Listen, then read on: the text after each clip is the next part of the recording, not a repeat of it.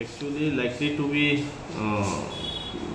revolver, country-made revolver এবং ফায়ারআর্ম। আমাদের কাছে একটা গোপন খবর ছিল যে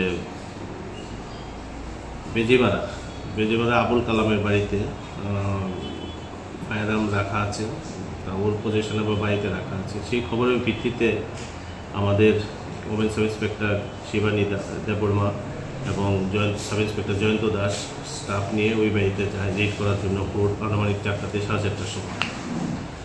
যখন ওই বাড়িতে যায় তখন ফ্যামিলি মেম্বারসরা ছিল, কিন্তু আবুল কালাম পুলিশের উপস্থিতি টের পেয়ে আগেই পালিয়ে যায়। তখন বাড়ি সার্চ করে বাড়ির উঠোনের মধ্যে যে ওই মাটির চুলো যে থাকে সেটার মধ্যে প্লাস্টিকের প্যাকেটের মধ্যে একটা কান্ট্রি-মেড রিভলভার, সফিস্টিকেটেড ফায়ারআর্ম আর সঙ্গে 2 রাউন্ড গুলি ছিল। অ্যাকর্ডিংলি ওই দুটো সিজ করা হচ্ছে এবং তদন্ত চলছে।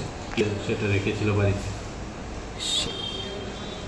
এমনিতে তো সে বেসিক্যালি কোনো চাকরি করে না, কিন্তু সেরকম ভালো লোকও না, যতটুকু খবর এলাকার থেকে।